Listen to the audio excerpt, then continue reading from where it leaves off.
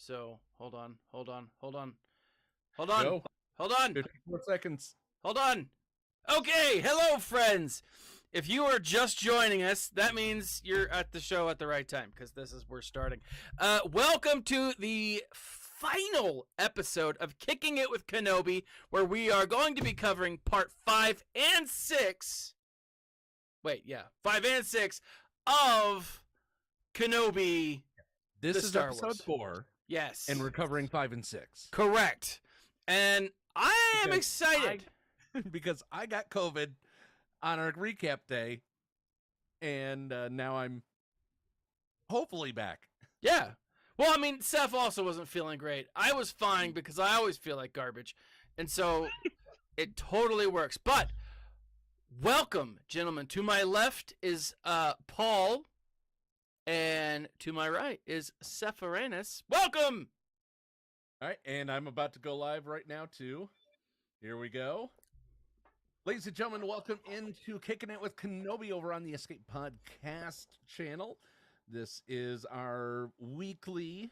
It was supposed to be 5 weeks, but was sick on Tuesday, so we're doing it this week. So technically, it is still within the week, right? That's true. I think we're good. We're good. All right. So this is our weekly recap of Kenobi. We're covering 2 episodes, episode 5 and episode 6, but this is our 4th episode.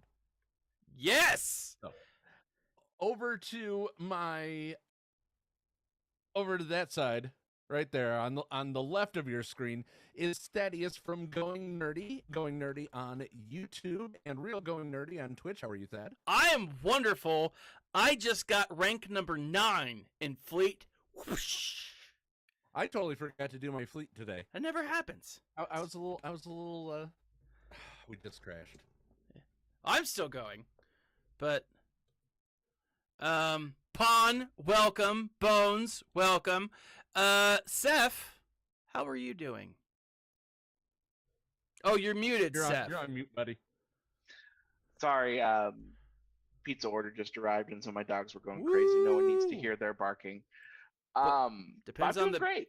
It depends entirely on the pizza you ordered. Hey, we have a local Pizza Hut that's really, really good. They've got a local franchise that's does some really good stuff.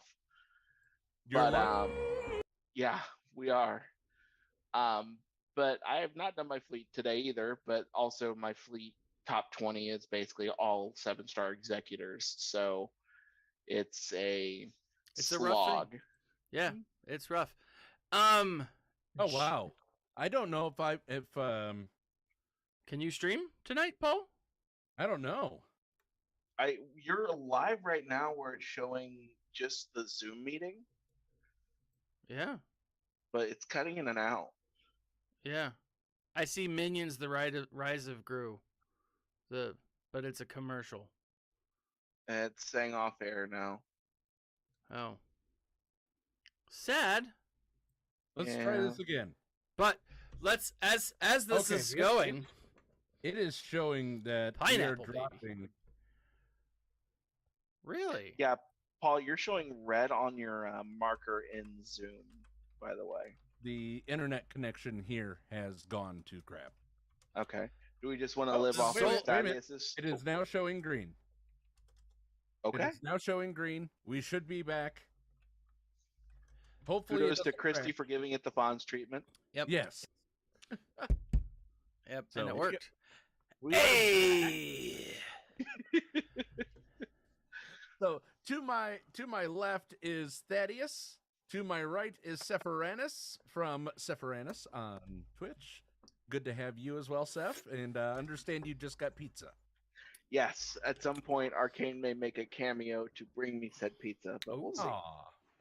Yes. It'll be the first Arcane reveal. Yes. Oh, all right. Well, it's okay. You can eat on stream. I drink on stream all day. Yeah, I drink on screen a lot. On screen a lot. Yes. Well, especially if you're going to be talking, you got to lubricate your vocal cords. I believe that's what the people are calling it, keeping it moist. Cass with the 37 bits. Thank you very much. So, we are covering episodes part 5 and part 6 tonight. Let's go ahead and just jump right into it. We find we find our heroes showing up on the base of Jabim. Actually, hold on. Let me start this off. This entire episode is a very unique one because it has flashbacks. Yes. And the episode actually starts with a flashback of Hayden Christensen and Ewan McGregor, Anakin and Kenobi, I forgot his name for a second, in a duel. The name of the show. The name of the show, I know, it's hard sometimes, Paul. It is. In their episode 2 style uniforms. Yes. Episode 2 style uniforms, episode 3 style looks. Mm-hmm. Did you notice that? Yeah. Well, I mean, it's not Anakin's like full messy hair. Like it looks like it's right before the start of when they would get deployed. Kind of that early Anakin we saw in the Clone Wars animation. Right, but the smile, the face, the face was grown, the hair was And when you say the face was grown, you mean this is clearly a 40-year-old Hayden. 40-year-old Hayden. No, that it was they did the same thing that they did with Luke. They de-aged him a little bit. Did they? Yes. No. I disagree I don't see that. wholeheartedly. Really? That's not the baby face from Attack of the Clones. So no, not the baby face from Attack of the Clones. It was the face from Revenge of the Sith. Still not.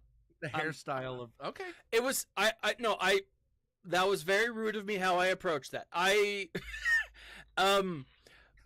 was You're a rude dude. I am, right? It was the hairstyle, it was the look, but the actual face.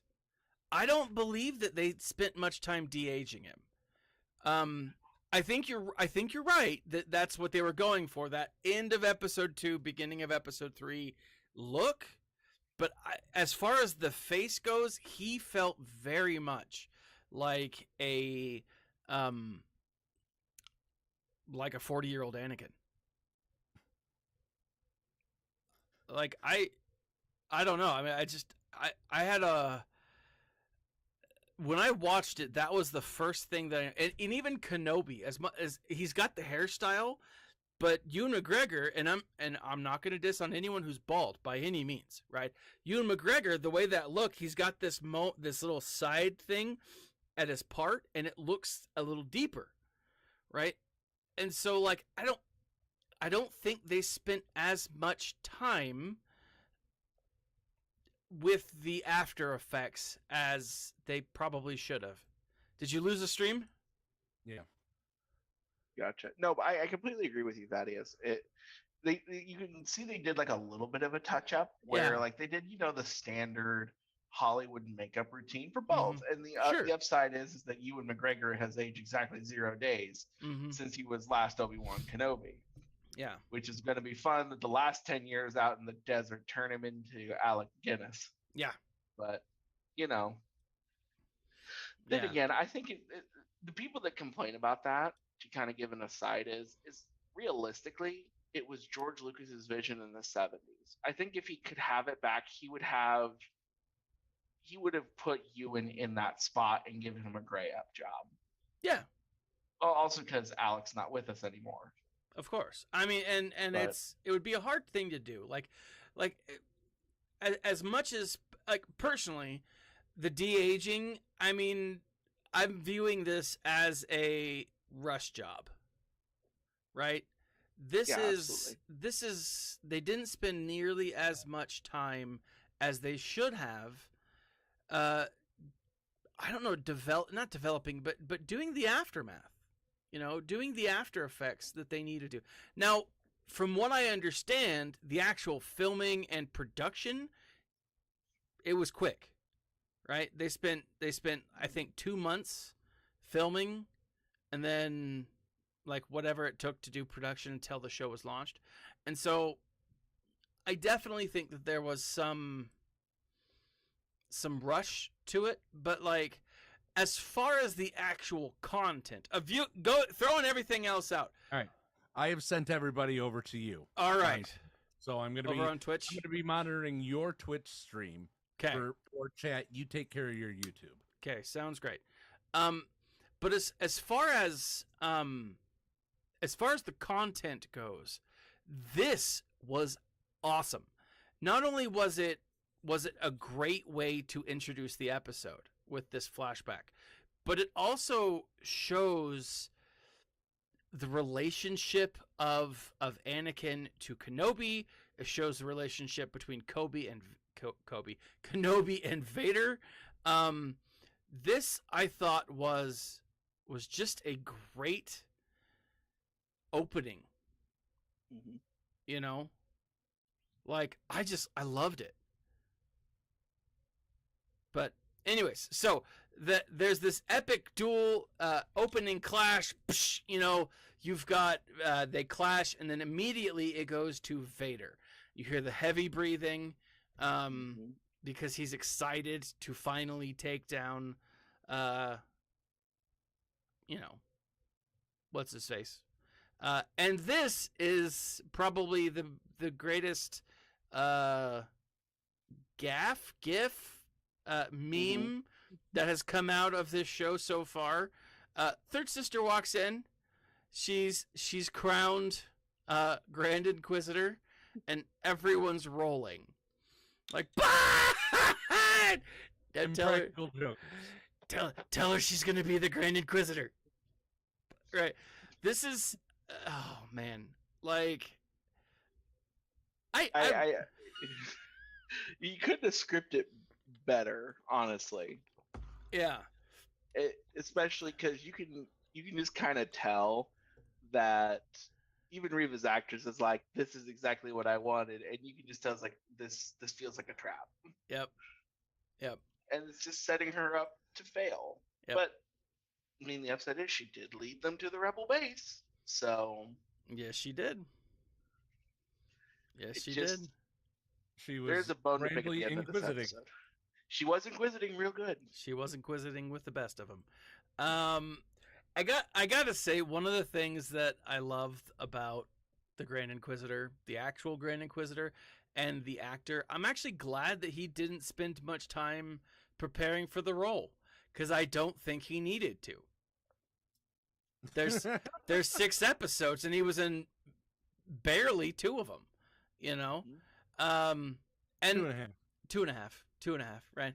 I will say, I will revise my previous comments in part 1 about his makeup, because it really is because they were filming in bright sandy areas. Like, if you look at his makeup in parts 5 and 6, it looks proper to what he should be, other than the teeth. Yeah. It looked correct to that point. It was just the lighting was bad. Yeah. It must have been something they fixed at the end, because when you have a straight studio versus somewhere in the desert, it clearly makes a difference. Yeah. And yeah, obviously, for me, my only issue with the look of the Grand Inquisitor is head's not pointy enough, right? I want a cone head, you know. I thought you were gonna go there. Like, I do. Mass quantities. Yeah, like, and I mean, fine that it's not right. I mean, I know that there's going to be some license taken. I mean, Ahsoka doesn't look the same way she does in the cartoon. That's fine. That's going to happen. Cad Bane. Oh my gosh. Dooku doesn't look like he looks in the cartoon. Yeah, Dooku's got the longest face. Right? I've tried to grow a Dooku beard. It's hard. There's a lot of beard there for that to cover. But I agree. Like, the actual coloring of it, I think, was corrected in 5 and 6. But we go to this, you know, they're setting a course for Jabim. She's Grand Inquisitor, and everyone is waiting on Jabim with bated breath. Are they all going to show up this time? Right? And, you know, little Ice Cube walks out, and he's like, "We did it!" Little Ice Cube. Right? We did it! We made it back! With the exception of, who's that one guy? Gavin? Mark? What was the guy from the last episode? Episode 3 that we lost? Wade. That's you right. forgot the name I did of Wade. I forgot and Wade. we trust. And Wade we trust. So Wade is gone, but apparently no one cared about Wade and his sacrifice, unfortunately. This is how, disappointing the rebels are. They didn't care. They were like, "Oh, finally." Really, they were like that guy. Really, they were like, "Oh, Ice Cube's back. Sweet." Yeah, even Arcane says Wade. Wade! I know. F for Wade. Or is it F Wade? No, it's F for Wade. Okay, gotcha. Press F to pay respects. Press F to pay respects. Pour some on my Wade, mouth. say his name. Say his name. Wade. Wade. Thank you, Bone. So the thing I love the most is when they show up, Haja is here. Right? And I have just got to say that I love Haja. Right? I love this just underworld scum. And I really want not a buddy cop movie, but kind of like a buddy Jedi movie, like Step Brothers in space with him and Hondo Ohnaka.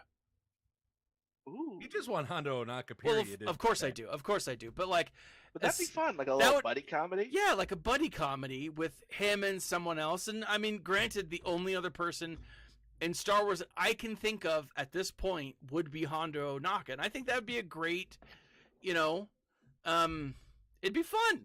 Maybe we get a cameo with like old Haja and Billy D. Williams playing Pazak together for the Lando series. That would be kind of cool. That would actually be really cool. But yeah, so Haja shows up and he's like, "Yeah, scary Inquisitor lady. Now I've got nowhere to go to, except I'm gonna fleece all of these other people that I've probably sent here who probably still think he's a Jedi, right? Like he has sent people here, and it's I don't know. I like Run DMV Kenobi. Thank you for the super chat. Hold on. Wait for it. Oh, it'll show up eventually. It's a 30-second delay. That's what he's waiting for. He's waiting for the goat.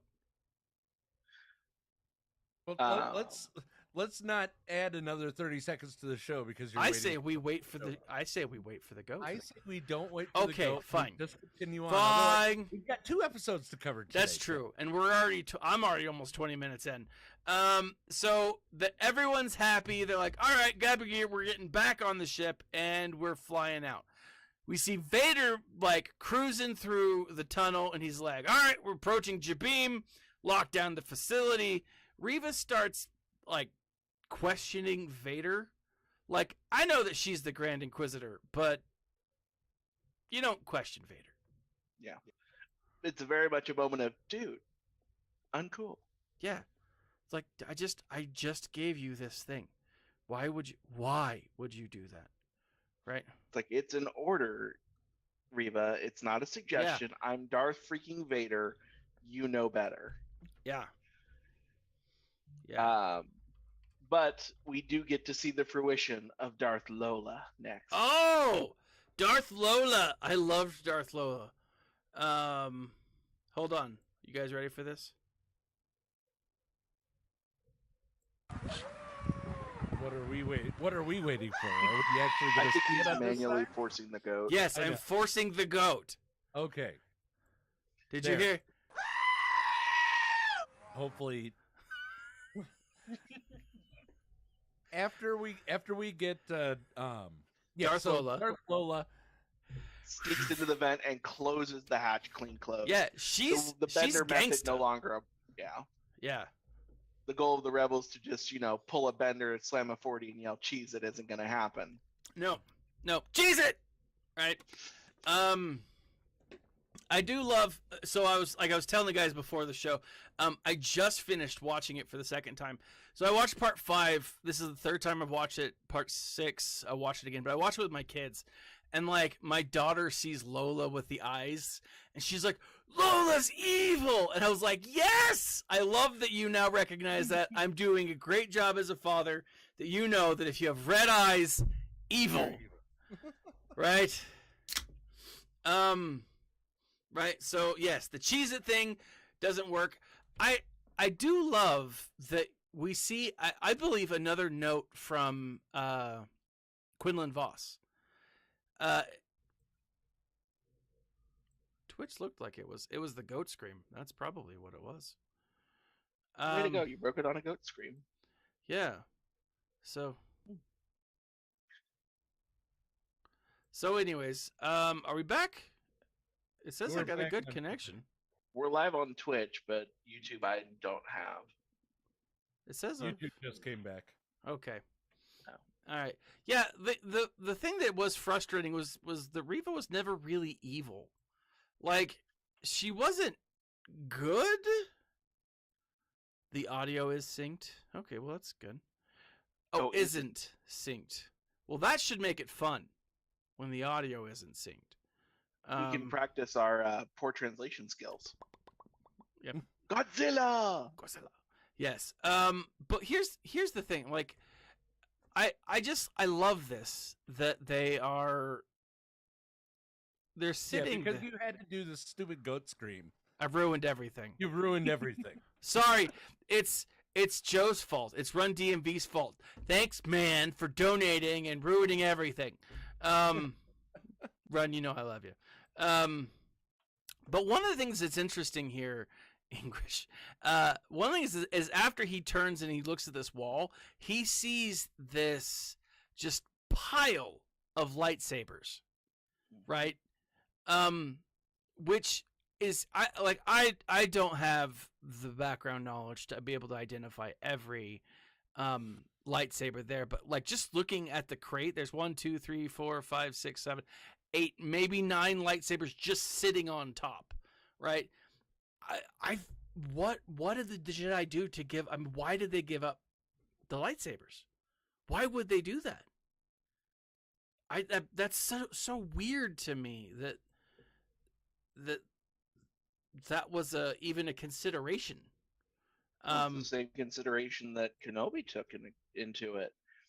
The instinct and that itch is undeniable when the extension of your hand is sitting at your hip. That's true.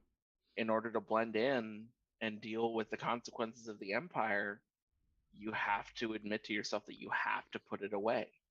You have to go and bury it in the sand. You have to give it to somebody because it's your last possession. It's why it was important to Cal Kestis in Fallen Order, why he kept his master's saber.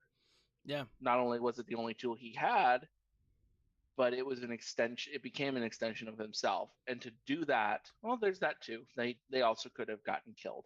That's true. It could be just, black market goods, but at the same time, it could be people who gave up their saber to try and live a safe life away from the Inquisitors being hidden away on the path. Yeah.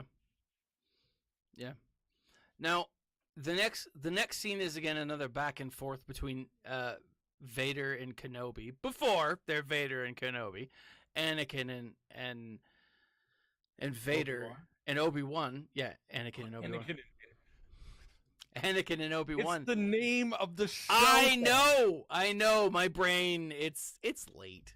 I'm the one with COVID. I have. I the brain know. fog. You have no excuse. ADHD. Can I use that one? Anyways, doesn't matter. So I was gonna say ADHD. So they're fighting back and forth, and we really see Anakin's. I don't want to say bloodlust, but like it's powerful. Like we see Anakin's need to win, and Obi-Wan tells him, he's like, be mindful. He's like, the Jedi is not our goal isn't to attack. Our goal is to defend. Right now, what I love about that is again, Obi-Wan he is only a saber master of Surisu, the Form 2 style lightsaber, which is the basic lightsaber form, right? He does not, he's not great at anything else, but as far as protecting, as far as defense, Obi-Wan is the Jedi. and Bones says in the chat, he's like, it's the hate within.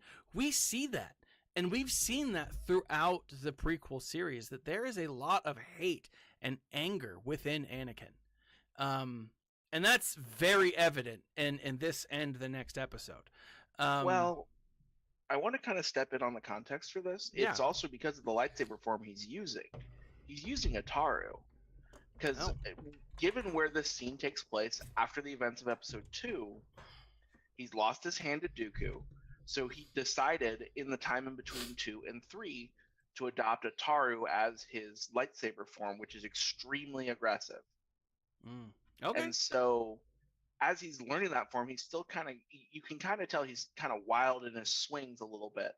He's still trying to learn and trying to refine the eventual effective master we get in episode 3 being trimmed up by the Clone Wars. Yeah.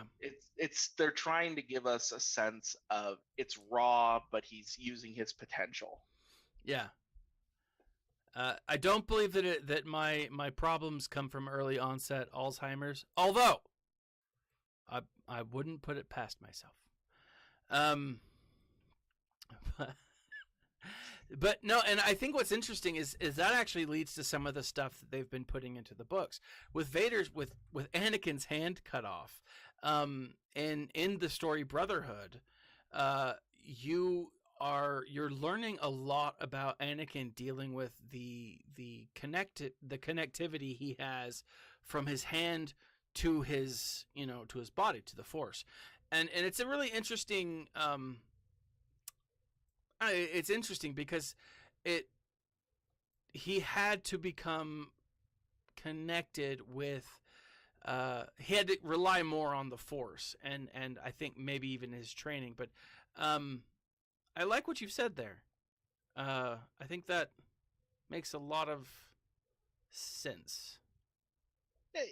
It's still classic wild Anakin a little bit, because the Clone Wars is what embitters him into that anger and that hatred. He begins questioning the wisdom of the Council and whether or not the entire Republic is corrupt. At this point, he's not there yet. Yeah. With the events of episode 2, he doesn't really understand. He's got a lot of conflicting emotions. I mean, he just slaughtered a bunch of Tusken Raiders, what's a little bit of genociding civilizations between Padawans. Yeah. But and children too. You can kind of tell that there is that conflict, but it's still early. It's not festered into hatred. Yes. Quite yet. Yeah. Valid point. So the next little bit is actually, I don't want to necessarily skim over it, but there's a lot that kind of takes place in a pretty short amount of time. The Empire lands, right? Lola has closed the doors, right? And they're trying to get the doors back open. The Empire with the, I believe, Purge troopers show up, and they're, they've locked the doors, they've locked down the base. Reva's gonna come and mess shiz up, right? You need to fix my window in your screen. What? I'm like zoomed in. It's because I like you zoomed in. But so like the idea is that they're doing their thing. What? That doesn't make any sense. Sorry, I'm adjusting Paul real quick. That sounded inappropriate. But basically, there. Now you're all. Thank you. I liked you. I liked you bigger, Paul. Thank you, please. I was being cut off. I'm like, hi. I'm talking about the movie. I'm talking about the show. Here's half of my face. It's the good half, though, Paul. It's the good half. But go ahead, Seth. Bring us anyway, basically, the plan from the rebels trapped in the base is we just need to buy enough time to get the doors back open. And when we get the doors back open, we can get out pretty quickly. So let's set up a line of defense and just play for time as much as we can. And so that leads to, a little bit of inspiration speech from Kenobi, and they send Leia up into the vents to try and figure out what's going on here. And they seal the doors, which, quite frankly, I have a giant plot hole question about how the heck that worked later on in this, when it just basically gets cut open like it's a can opener. Tell me that one piece of metal's holding that door shut. Yeah, yeah. It's the classic bar the door situation with an actual bar this time. An actual welded bar. Yeah. So basically, they line all the troopers up in their Napoleonic ranks, get out a big cannon to start blasting the door. And so you get a little bit of that frightened siege scene going on. Yeah. As they're just kind of pounding at the door. And you've got Reva doing her thing, just kind of standing there waiting for it. Well, she comes up in her shuttle all menacingly, of course. Oh, of course. Yes. Because you can't have a good menacing shuttle. Trying to fast forward here through it as we go. So as they're trying to open the door, they're trying to do the math behind it, which I don't blame them. Math is terrible. And they're like, well, did you try the vents? And then Leia's like, I'm going to need a ladder. And Ice Cube's like, look, lady, princess, it's not playtime, right? And Kenobi's like, all right, this is what we're going to do. Give the girl a ladder. Haja, you take care of her. And Haja's like, I'm not a babysitter, right? What he should have said was that my hourly rate is way too high for you, Kenobi. I feel like that would have been like way more appropriate. But Leia goes off, and Kenobi's at this point. Kenobi's like, "Look, I trust the girl. If she says you can do it, she can do it. Go. Let her face her own demon droid." But they don't know that yet. This is where Kenobi decides to go and talk to Reva. He gets the message from Bail first. Oh, that's right. He gets the message from Bail, and this is like I do like this.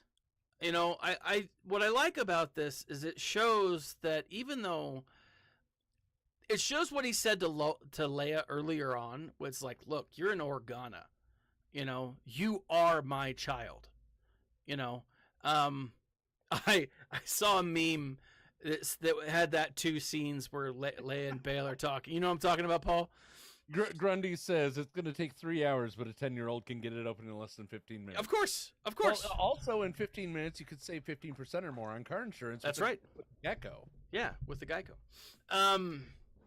But we've got this moment where Bail's like, look, you are my child, right? And I love that because here we actually see Bail as a father, not just a father figure. He loves Leia as any father would love their kid. And I really do like that because this call is like, look, if you can't make it, I'm going to go take the other kid because Luke, Owen and Beru are going to need help. But you can hear the anguish in his voice. And I chopped that almost entirely up to Jimmy Schmitz being an amazing actor. But it's Schmitz, isn't it? Did I say it wrong? I always say it wrong.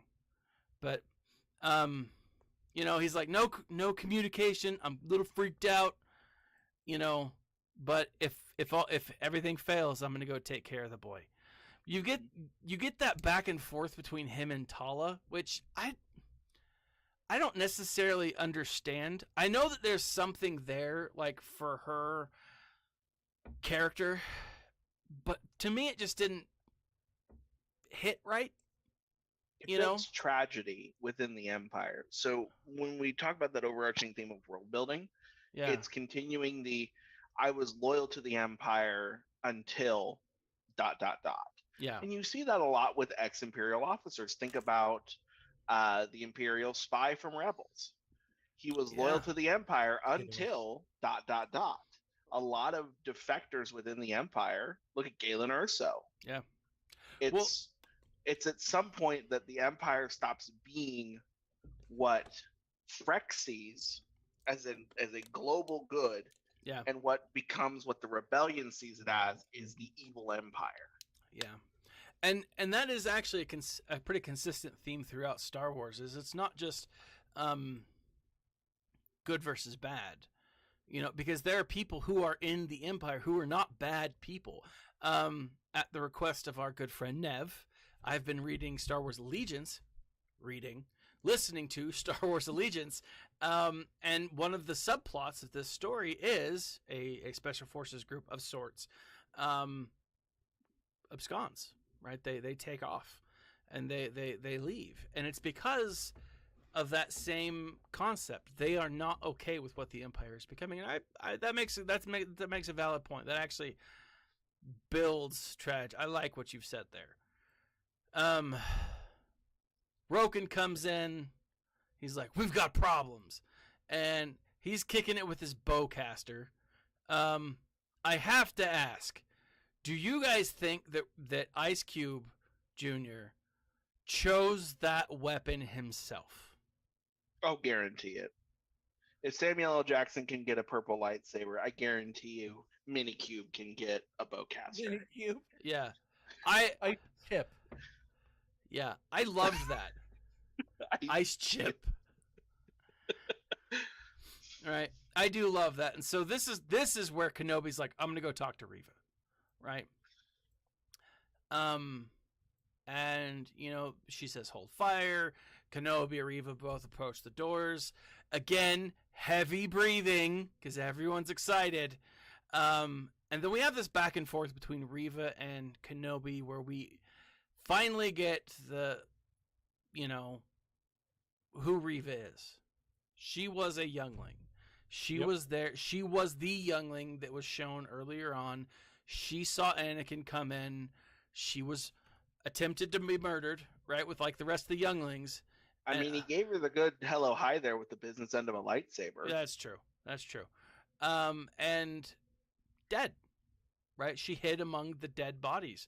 So I was telling Paul this again. Like I said, I watched it with my kids. My youngest looks at me. She's like, I want to see the dead bodies. I want to see, why did it cover up the dead bodies? And I was like, child, you were too young to be having that. But I laughed because it's kind of hilarious, but I also will be locking my door tonight.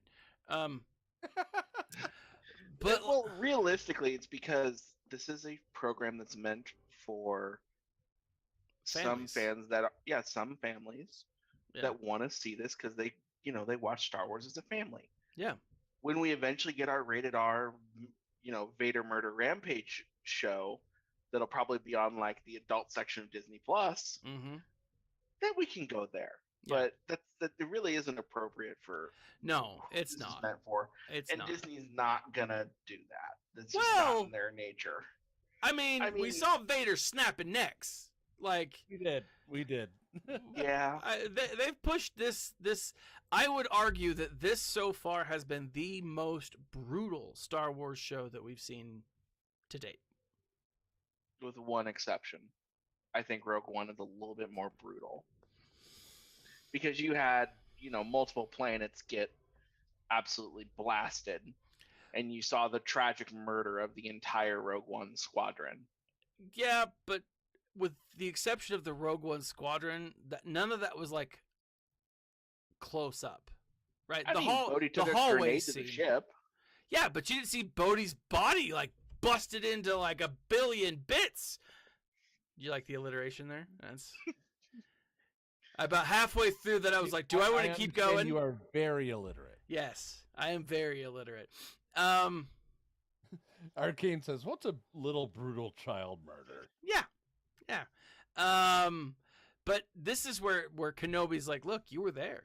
You must have been there. And Reva is, I don't know. Like what was interesting to me is we see her relive that, and not just like there are flashbacks, but in her expression. I have not really enjoyed Reva as a character. But I gotta give mad props to the actress here, because as she's sitting there just thinking about this, I believed it. Like I was. Oh, she sells the bit extraordinarily well. Like kudos to her. Like this is that moment where you're like, this is the kind of couple of minutes that make your career. Yeah. Where you put that in your highlight reel for your resume. Yeah. Although I will say there is one gigantic missed opportunity for Ewan McGregor to respond to Reva. Well, where were you? And just to, fire back. Well, I was getting shot off a mountain on Utapau after killing a guy with 4 freaking lightsabers trying to whirligig me to death. Yeah. You know what? I was a little busy. Yeah. Then I had to go kill my brother on the freaking lava planet. Yeah. I had you know some what? things to I do. had crap to do. Yeah. Yeah. I get it. I was ending the war by taking out General Grievous, you little. Yeah. You Listen here, you ungrateful little shit. Yeah. Ungrateful kids today. Right? But here she does. She blames Kenobi for the loss. Why didn't you show up? He was your Padawan. He was your learner. You could have stopped this. And we see why she blames Kenobi, right? She's pissed off. Now she's like, you don't know the things that I've done alone, right? And I thought this was a cool moment, right? She cuts through the bar, as we mentioned. Doors open automatically. They must be, those automatic doors. And everything goes to crap. Right? Fall back to second position. Let's GTFO, right? I will say they chose the wrong kind of troopers for the conflict down here because they're marching in straight lines at them and they're not hitting the broadside of anything. No. Typical stormtrooper fashion. Meanwhile, these rebels who are, a bunch of farmers and guys who just have no real experience are just popping them left and right. This is the moment where you deploy your shore troopers. Yeah. Or something that's not pristine porcelain white on a ground background. So you have research on this planet and you have a Star Destroyer. Don't tell me for a second you didn't have secondary uniforms. Oh, they probably did. Bad tactics. It was. That was Reva doing that, intentionally getting her stormtroopers slaughtered because they don't care. Yeah, and that was what I was going to say is like this. It shows that there's a big disconnect between the higher ups in the Empire and the day-to-day trooper, right? Because these aren't clones anymore. It's 10 years, right? These are volunteers. These are TK, not CTs. Yeah, and so while they're retreating, Haja is trying to babysit. It's not working well. He's like, click the red one. And there's clearly a series of red dots at the bottom that Leia is ignoring, which makes me wonder if she's colorblind. But I don't know. But they're backing up. We did forget one key part of that conversation with Reva, that it's revealed that Reva's drawing him out, drawing Vader down planet side to kill him as revenge for killing the kids. Basically the massacre at the temple. Yeah, her family. Right. For killing her family. Right. And I'm like, that is a very Sith thing to do, and kudos to you. I'm really kind of impressed that you held on to that and hid that for so long. But then again, Vader kind of reveals, like, you think I'm stupid later on. Yeah, I totally knew what you were up to. But as they're backing up, Tala takes a wound to the gut, proving that people who suffer gut wounds in the Star Wars universe can still die. Not all of them. She just wasn't angry enough. She wasn't angry enough. She wasn't angry enough. You had to go there. Well, you know what? You went there early, though. But what's in part 6, it is entirely that. Yeah. Everyone is too freaking angry to die. Yeah. Yeah, they are. That's exactly what it comes down to. They're too upset. They're like, I refuse to die. Now, I will say what's cool is while Tala is bleeding out, the saddest death, like Wade, is her load lifter. Silent Bob. Yeah, Silent Bob is just ripped to Silent Bob. Yeah, like I love like the stormtroopers are running up. Bob's just like throwing them into the roof and tossing them around, and as Tala's like, well, I've got this grenade. I will say I wish there was a someone had yelled, and she's holding a thermal detonator. Yeah, she's You got a know. thermal detonator. Yeah, you know, What? something to give it a little bit of extra flair as Yeah, a reference to episode 6. yeah. Now, what I gotta say though is a little frustrating because we'll see it. We'll see it in a little bit. The door that she shoots, the door control that she shoots to get it to close on Obi-Wan, is later used totally fine. It opens and closes without any incident. And I know that that's like a small thing, but it was weird to me. I don't know. It was just so strange, right? They get back to the hangar. It was a different door. I'm sure it wasn't. I'm like 90% sure that it was the same door. Stop pointing out plot holes and just enjoy the damn story. No. I mean, honestly, I'll just chalk it up to angry Vader. There's not really anything stopping pissed off Vader, Okay, no, especially what he does later on. the door was too angry to not open. That's true. Yep. That's true. The door was not angry enough. The door was too angry Too angry to be shut, to stay closed. It's like, no, I'm gonna operate even if my buttons don't work because I'm pissed off. Which makes a lot of sense.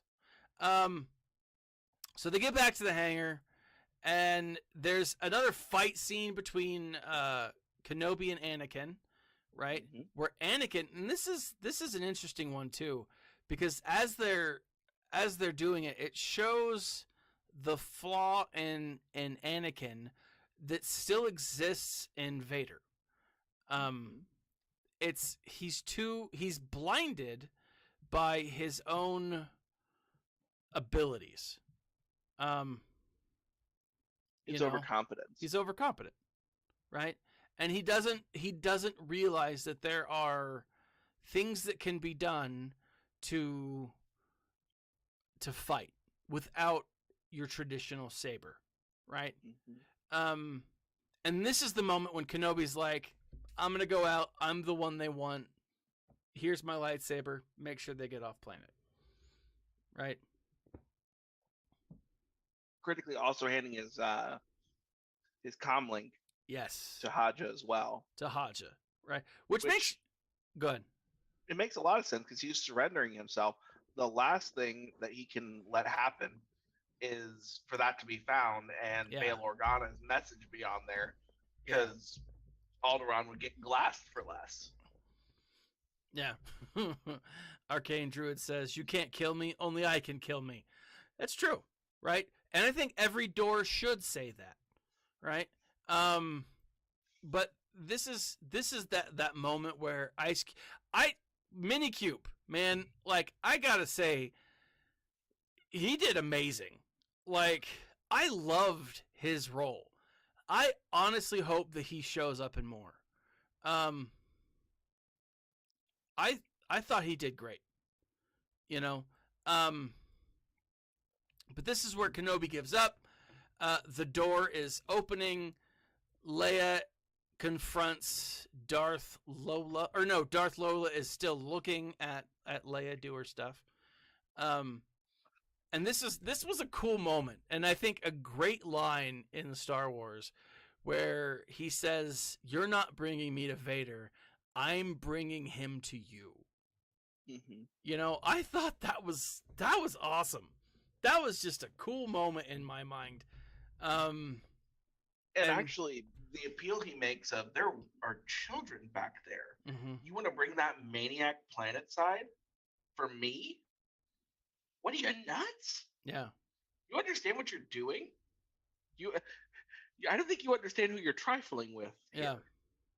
You're gonna put yourself in a real round of hurt, because he's gonna be really, really, really, really mad. You've seen him mad, but you've not seen him really mad. Yeah.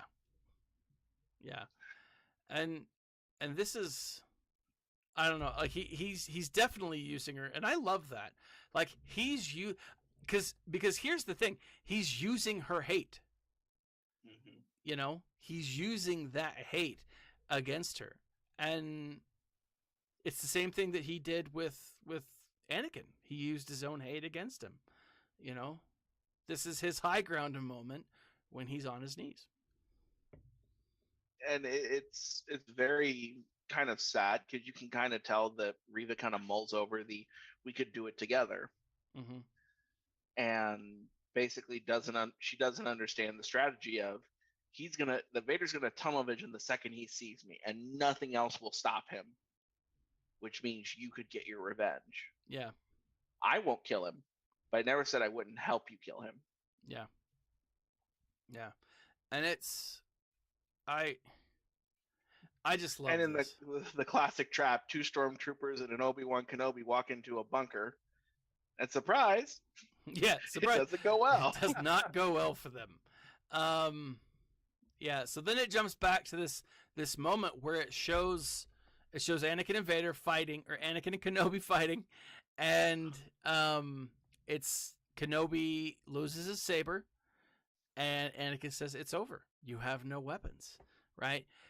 Cut to Vader walking planet side, striding very menacingly into the hangar. And dang, this was awesome.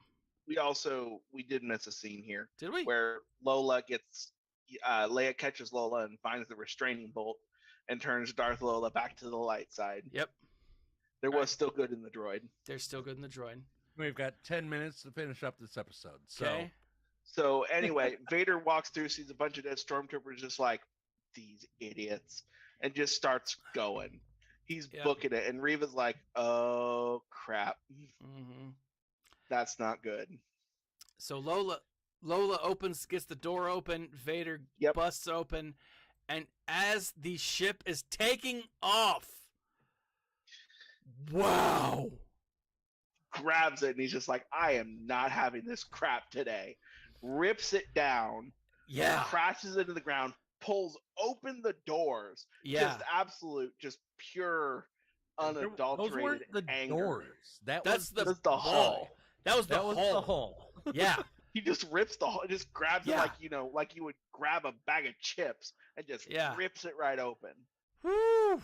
Like, wow. And what was awesome about this is then again it cuts back, it shows the back and forth between Padawan and learner and master. And Kenobi's like, "Look, your willingness, your desire to prove yourself will be your undoing." And here, his focus, his rage, his anger, Grundy points it out, this is a star killer moment where he just pulls that sucker from the sky, and he's so focused on that ship, he's so the other one escapes. The other one escapes. And his first thought was like, "Damn it." like anger, just unbridled anger has got to be flowing through him. But then this moment, which in my mind is the stupidest moment you could possibly think to challenge Vader, Reva steps up and is like, "Hiya!" When he's pissed off. Yeah. And when he's really feeling it, and yells yells to do something about it. Yeah, she yells, "Sneak attack!" And he just goes, "I am not having this crap today." Yeah. Oh, I'm done. Like the developing fight between the two of them is beautifully choreographed. In that, I love how Deborah Chow kind of shot it. Yeah. Because he doesn't draw his saber, Nope. and he's basically just bouncing her off with his hands. Yep. Like just not even dealing with her crap. Like he's had enough bull crap. He's just like, "No, go. I'm not doing this." To the point where she actually like ignites the other saber and starts spinning it at him. Yeah. And he's just like, "No, not doing Breaks this it. crap." Yeah. He disassembles it, which we did learn something cool about the Inquisitor sabers. They disassemble. Yeah. Well, like which makes sense from Maul. Like he actually stops the thing from spinning. Yeah. He's that angry, pulls it, and then breaks it apart. Yeah. And then stabs her with one of them. Yes. Well, no, he throws one to her. Yeah. So that he uses her saber. Well, we don't need to read the script for the show. We just fair need enough. to recap. Fair enough. Yes. Basically, she done screws up and gets a double stab to the gut. Can I tell you, I knew that she was going to be in episode 6, but man, I wanted her decapitated. He had both of her sabers at head level, and I was like, it would be poetic. Give her the scissor. To scissor her here. Like that's wrong terminology. Oh, sorry. To give her the scissors, like to cut her head off. To give her the Count Dooku. The Count Dooku. I was going to say Dooku her. He wanted the Dooku her. Give her the big D, right? Like it's. I'm sorry, Paul. It's still a kids show, I promise. But basically, the Grand Inquisitor walks in as the meme shows. Oh, how's it going, Grand Inquisitor? You didn't fail because I'm too angry. I'm too angry to die. Too angry to die. And you've got to ask why. You know, Grand Inquisitor, that a gut wound doesn't kill you. That anger and your desire for revenge doesn't stop a person. You just lived that. Why would you not kill her? And then after that, Vader departs. Kenobi's gets the vision that Luke's in danger. Mm-hmm. Because Reva finds the comlink. Yeah, because Reva finds the damaged comlink with just enough information to be dangerous. Yep. Oh, so that then takes. So do we want to rate episode 5? Yeah, we rate episode 5. So it was definitely solid. I loved a lot of the stories. There were some plot issues with it. Maybe not plot holes. The de-aging of Hayden Christensen should have been better, and it wasn't. And that every time I saw it, that's all I could see. So 4. I'm also for lightsabers to the gut out of 5. In that, like you said, those small little plot holes, the Hayden Christensen thing, and then kind of how contrived the Kenobi just beating up 2 stormtroopers and walking away. I would have even loved a little 2-minute cut scene of him mind tricking them, because that would have been nice throw to episode 4. I feel like that might be a small missed opportunity for him to Obi-Wan Kenobi. You were going to shoot your friend. I'm going to shoot my friend. And then his friend's like, what? So I think that it deserves better than a 4.25, so I'm going to have to give it a 4.75 to offset both of your 4s. So there you go. Okay. All right. I thought it was de-aged. I just didn't see it. I don't know. I mean, it might. It's the stress lines in his face. It's hard to de-age that. Yeah. Now, episode 6. All right. Wow. Love it. This episode, is kind of shot in a few pieces. I will say right off the bat, you got some unbelievability here. You mean to tell me that Reva not only got back to her shuttle, that the Empire didn't take the shuttle back from her? And that she got off of Jabim, somehow able to walk, and ends up on Tatooine in the time that they're getting chased off of Jabim in a Star Destroyer? Yeah, I fully believe that. So here's the thing. That's hard. That's a stretch. To me, it's not necessarily a stretch, because I don't feel like I have to dispense belief. I just have to realize that for storytelling purposes, they're going to consolidate time frame, because the way that I'm looking at this is a lot of this right now is happening after the fight that Vader and Kenobi have later on in the episode. But for storytelling purposes and to make the visuals more dramatic, they're like, if this was, it's not actually in sequential order for what Reva's doing. That's the way it's that actually I happening simultaneous to everything else that's happening. It's just put in front for plot purposes. Cool. Yeah, I got that. I'll concede my point on that. That's easy. Right.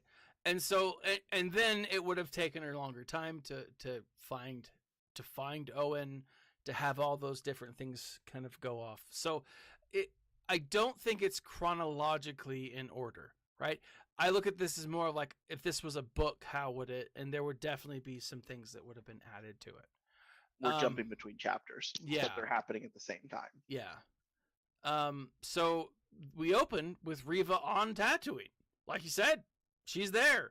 And we get that same giant D-bag who's in charge of the sushi shop that we saw earlier on in the series. And he's pushing people out of the way for water. And this is Reva. This is where Reva's like, I need some answers. Right? I want that guy Owen from episode 2. Where is he? Yeah. Yeah. I threatened to kill a guy. I'm here to collect. Crap, I should have killed him first. Right. Then we have Bones says his favorite moment in the whole series, right? Where the Star Destroyer is, or the starship that they're on, is just slaloming. Yes. It's moving back and forth. He's got a few maneuvers, and it's to go left, and then to go right, and then to go left again. I mean, I don't know. I feel like that's totally a thing. Now, what's interesting about this is we do know that the ship is disabled of sorts. The hyperdrive is broken. They cannot escape. I'm assuming the Executor. Right, but it could be... It's not the Executor. The Executor is a Super Star Destroyer. What was that? That was Just... I think that was a Corvette. Was that a Corvette? No, it's a standard Star Destroyer. If you look at the shots, it's a standard Victory 2 Star Destroyer. Serpentine. It could be. I'll get some research put together to see. But it is not the because we got. Yeah, we're not gonna. We won't do that now. But like, you see the people, they're kind of freaking out. Devastator. Okay, but it's a big ship, right? And Vader's on it. And Vader's on it. So I think every ship the Vader's on just becomes the Executor while he's there. Like it's like Air Force One. Yeah, whatever ship he's on is the Executor, right? Oh, it actually is canon. Jabeam, that Jabeam sequence is actually in canon for Wikipedia as the Devastator. Oh, okay. All right. So Lola and Leia walk up to Kenobi after he figures out, hey, there's not a whole lot that we can do. The hyperdrive is not going to work very well, if it works at all. We need to get it fixed. We need to get it fixed. Can you buy us some time? Yeah, they didn't say that. He doesn't say, "Oh, you can't." But once again, we're not reading the script. We're creating, no. I get it. I get it. Summary. And so Kenobi's feeling that pressure, and he's like, "Oh, man, freaking non-Jedi, there's got to be a word like Muggles, but that the Jedi use, right?" Anyways, it's Star Wars fans. Star Wars fans. So then we jump over to Tatooine. We've got Owen and Lars, or Owen and Luke. Owen Lars is his name, not Owen and Lars. We got Owen and Luke walking in, and they need some parts. And this is where Owen gets the information. Hey, remember that lady who almost killed you the other day? Well, she's back. She's looking for you. Yeah. So... Thaddeus, did you ever blow bubbles when you were a kid? Like with my spit? Yeah. Yeah, of course. Oh, he's back in town and he wants your phone number. Yeah. My spit is back in town? Bubbles is. Bubbles. Oh, you jerk. Oh, well played. And just like that. Now, that's a good question. So Bones is asking, is this Anchorhead? Now, one of the things that we don't, I don't know which city this is. We could probably do research. But again, this is one of those time jump things, right? Where there's a lot that we don't know, and she's still looking for Owen, right?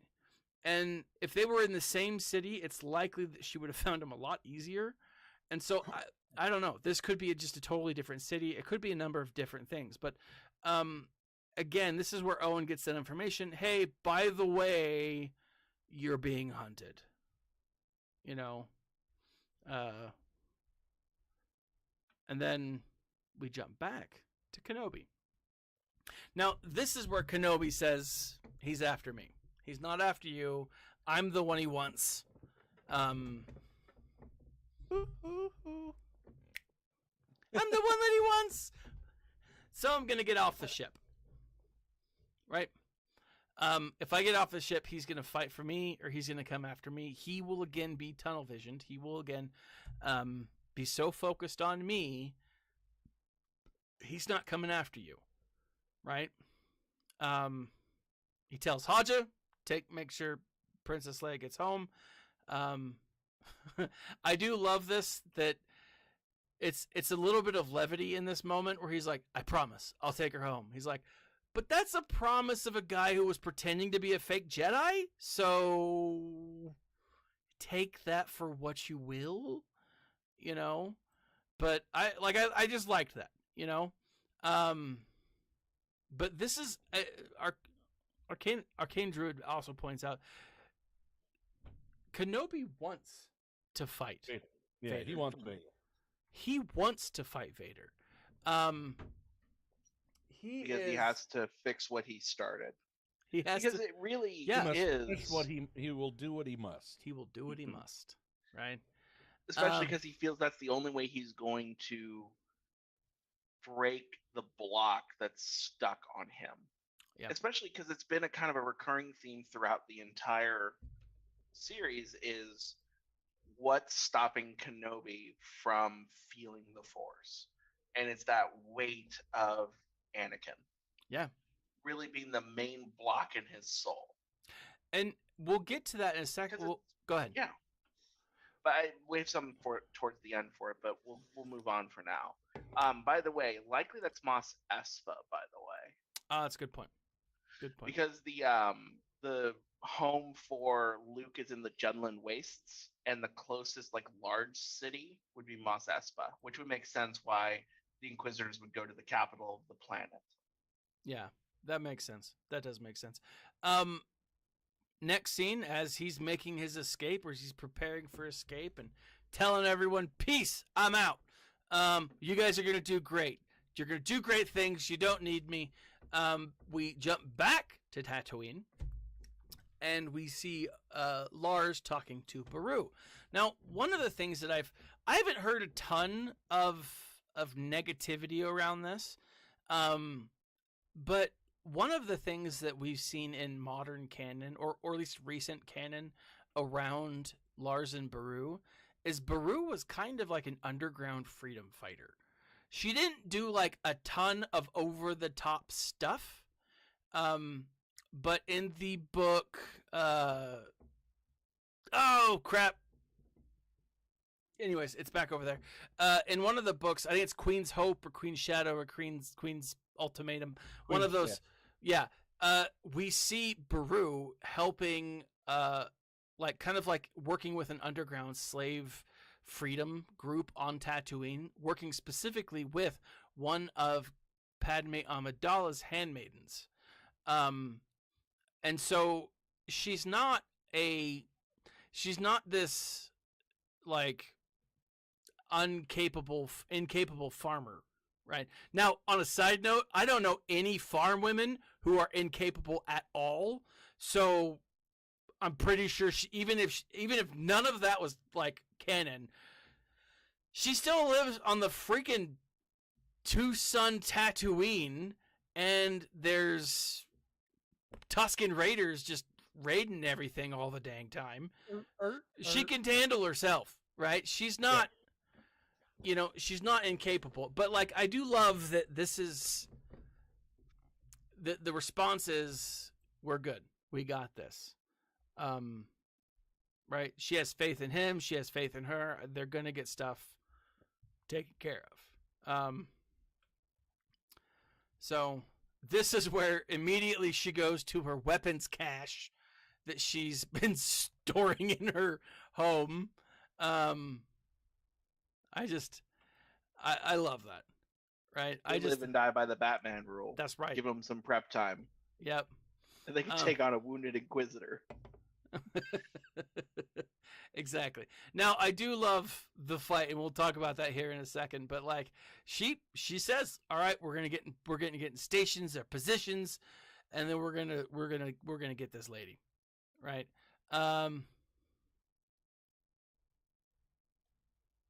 Yeah, Grundy in the chat says, "Yeah, you should know my wife. She lives on a hobby farm and plays roller derby. You don't mess with farming women. You don't.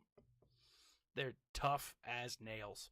Haja in his fake Jedi cloak is the next scene we see is giving Leia a little pep talk and essentially just saying, "Look, this has got to happen," right?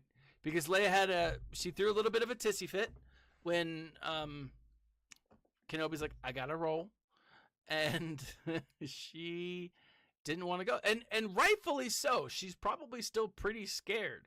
She's being hunted currently by a Star Destroyer. Like there's some fear there, and I think that it's, but also she's grown fond of Obi-Wan, right? Which does bring up some questions later on, but I do love Kenobi's point. As he's leaving, he gives Leia Tala's blaster holster. And this is like this really cool moment. Leia's just kind of like running her fingers over it and looking at it, and Leia's like, "It's empty. Where's the freaking gun?" Right? And then like, "You're 10. I'm not giving you a blaster. Yeah. What are you, nuts?" Yeah. I mean, even here, he's like, "I'm not giving a 10-year-old a blaster." I mean, come on. What kind of idiot would I be? Right? But it is a nice little lore piece to explain where she got her holster. Yeah. Yeah. Because that's the same holster in episode 4, and that we see that's at Leia's side all the way up until, I don't think we see it in 9, but we do see it in 7. Yeah. Yeah. So, and but it lasts forever. It means something significant. And that's like the best thing about the series is it takes little slivers and starts filling in pieces of lore to kind of explain and flesh and make the original trilogy more robust. Yeah. In order to meet those standards. Why does she say you fought with my father in the Clone Wars instead of saving my bacon when I was 10? I think that's a legitimate plot point. I do. I went back and I watched. That mission was not supposed to be acknowledged.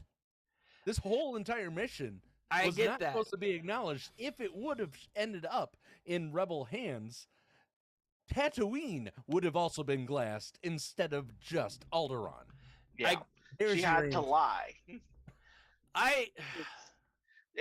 Leia is arguably one of the smartest people in the room, and she's not going to say outwardly, "Hey, you remember that time that Reva, kidnapped me, and you had to go give the business to Darth Vader? Yeah, definitely going to need you to do that again, like now." Yeah, no, and I get that. Like, there's definitely a coded message in her message, right? Yeah. And this if it was, you're hiding out on Tatooine, please, because I know that's where you came from. All of a sudden, the Imperial probe droid gets a whole lot more interesting. Yes. Yeah. Or the torture droid. Yeah, that's true. I guess that's true. And we get this next moment where nobody cares about. Everybody wants to pick on the little things about the story that don't make sense instead of the bunch of things that were just freaking awesome. That's true. Oh, that's yeah, true. I would argue. I would say you're right. I mean, there are little things that make some holes potentially, but overall it's great. Now, one of the things that I loved here is he's got this moment to himself. Kenobi, after he's talked with Leia, he's got this moment to himself, and he's again trying to commune with Qui-Gon. We've seen him do that throughout this whole series. and he's like, I gotta go. I gotta face him. This is the last time. I mean, I've got to do something. I would really like your help here, man. And he says, whether he dies or I do, this has to be over. Right? I loved that. Like, I thought that was so powerful. And again, he's asking for Qui-Gon, but he's not fully there, right? He's not prepared with the Force. I don't think he's connected back to the Force fully just yet, right? I think he's growing connected back to the Force, if that makes sense, right? But yeah. He's starting to spin up out of first gear on the old Force bicycle. Mm-hmm. Indeed. And so he pops out in a shuttle, and Grand Inquisitor and Vader go, do we shoot one or do we shoot the other? Vader's like, follow Kenobi. Yeah. Vader's like, are you sure we could kill the rebels? No, Kenobi. Well, I think in Vader's defense, he's like, you've been shooting at the rebels for the last 20 minutes and you haven't hit a damn thing. I will do I'm going to do this myself. I am going to take care of it. Right? Head up to here. You guys are terrible. This is why we had clones. This is why. But it brings up, I don't know, like the Great Inquisitor's back and forth with Vader here is, it still shows where he is, right? He's like, look, we got to go after the rebels. This is one Jedi, right? We can bring down the whole sect of rebels, this whole section of people. We can close the path for good. Nope, go after Kenobi. Well, you're the boss. All right. Right? All right, rules. Yeah, I'm just the assistant to the regional manager, not the regional manager. Right? The assistant to the Sith Lord, not just the assistant Sith Lord. Yeah, exactly. Yeah, it was interesting, but again, this is another moment where Vader is so blinded by his hatred of Kenobi. Bone says, why wouldn't they follow the cruiser while Vader goes for Kenobi? That's Vader what I didn't understand Vader as well. doesn't abandon his ship. No, the Empire can't leave him alone, and given what happens to him, it's probably a good thing they didn't. Yeah, that's true. That's very true. No, there's a protocol because he is the highest ranking officer on that ship, and they do not leave without their highest ranking officer. Yeah. So, so then we jump back to Tatooine, where this all started. Beru and Owen are like, hey, Tusken Raiders, no big deal, but stay in this silo just in case. But we don't know that you're not going to be murdered, but the silo. We're trying to minimize the risk of lightsabers to the gut. Yeah, exactly. Not that it'll kill you, because we know that it won't, but we're questioning how angry you are. Yeah. If you're Qui-Gon, it kills you. In Qui-Gon was just tired of the Jedi Qui-Gon life. took it a bit higher than Reva and Grand Inquisitor did, though. Like, Grand Inquisitor kind of took it, like, in the navel area. Qui-Gon took it, like, right in the sternum. Yeah, that's true. Sorry, I saw a clip of him getting stabbed with, the memes about it is fatality, not fatal, not fatal. Like, I can kind of see it's about that much higher. It gets real fatal real quick, apparently. Yep. So Kenobi lands, Vader leaves. As Kenobi's sitting in the shuttle preparing his mind and whatever for the battle, he pulls Lola out of his pocket. This is Leia's kind of like last ditch attempt to like, hey, make sure you bring this back to me. Right? Mm-hmm. She's been a little bit of a pickpocket, a little sneak thief. But it was kind of a last cool moment of like, hey, kind of do your best. I believe in you. Yeah. He goes off, jump back to Tatooine. This is where Reva's attacking. Yeah, this is where Reeve is attacking. Now let's split it up. Let's focus on Yeah. Vader's part next, and then we'll just kind of go back and forth. So Vader land. Yeah, Go ahead, Paul. perfect. Let's finish And then- with Vader and then go back. Then to go Ted. back to because otherwise we just jump back and forth. Vader Right, reading the lands, script, not not reading. and this is like, whoa, this is. I gotta say, I loved this scene. This whole fight between Anakin and Vader is powerful. It's emotional. It's Between who? I said Anakin. Oh my gosh, Kenobi and Vader. Kenobi and Vader. I'm even looking at the thing. It says Kenobi. This whole fight between Kenobi and Vader is a powerful scene. I really loved it. Kenobi is just there waiting for Anakin or Vader to show up. And it's just this cool moment. Vader walks up. He's like, "You've come to destroy me? I'll do what I must." Right? Then you will die. Yep. And we get the classic Sarisu stance. Yep. Yeah. Yep. Well, that's what Vader said at that point. Then you will die. Yep. I will And- say the one thing I kind of wish he had done is that classic Vader stance where he brings his fist up and does the Skywalker ignition. Yeah. But we got at least the ignition, and they just start wailing on each other. Oh yeah. This is an amazingly choreographed. I back will and say forth. my only complaint is it's a little shaky on the cam. I There- kind of wish it were a little less jumping. Just let them fight. Yeah. There was Like, one hey- moment where it was an over the head shot, and it looked like it was on like a I don't know, drone or something, and Yeah. it's real short, but it threw me off. You Right know? at the beginning too, where it's like kind of like jumping on, like kind of like doing this like sideways motion. Mm-hmm. Like that kind of threw me off at first too. Well, Because they're in this area that you're having to dodge around all Yeah. these pillars.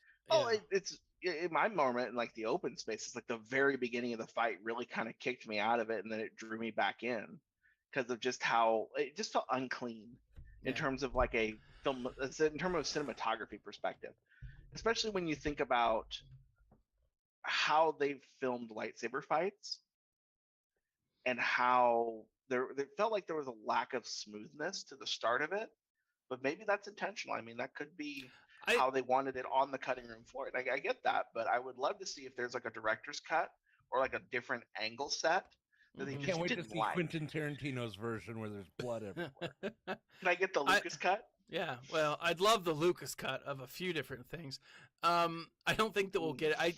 To me, I will say the only thing that did bother me about this scene was that aerial looking down.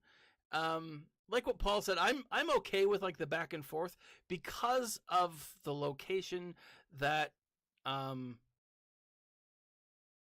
that it was fighting taking place. Yeah. Yeah. Now The arena. the arena, yeah, the arena of the arena of the battle. But Bones actually brings up a good point. So Kathleen Kennedy is actually on record having said that she didn't want to make this look like a film. She wanted it to feel like Star Wars. She wanted it to be a Star Wars show, but she didn't want the high budget film of a Star Wars movie. She wanted this to be a Star Wars TV show, and maybe that's what they were dealing with. But I think overall, I thought it was phenomenal. One of the things that as they're fighting, they're going back and forth. Kenobi pulls this giant rock, this pillar, off of itself, right? And he begins to throw it at Vader, and Vader points out, he's like, your power's returned. You are back to who you were, right? And so this is the cool thing again that this brings to me is we know that Kenobi beats Vader. Kenobi trumps Vader every time. Even in the final battle, I would argue that Kenobi trumps Vader because of what Kenobi's death meant to Kenobi. For Vader, it was just killing another person, kind of like, wrapping it all up. But for Kenobi, right, it was ascending to that higher realm. And so again, here is why. Here's what I just loved about this. At this back and forth, this battle was just epic, and it's not just a fight with sabers. They're using the Force, and they're throwing rocks at each other. It was awesome. Just rocks. Well, there's a scene where it's rocks. Yes. Not yet though. Eventually, but well, it's pretty close. I mean, that's where I'm at. Like I'm watching it now as we're going through this. That's where I'm at. Right. It's after he throws that pillar down on him. There's a back and forth where they're beating the ever living crap out of each other. And it goes very much from it. Unlike what's the way to put it? The one thing I wish that this did is I wish they'd gone back to the well and given us a slightly retooled theme from the battle on Mustafar. Because I think that would have had a nice impact.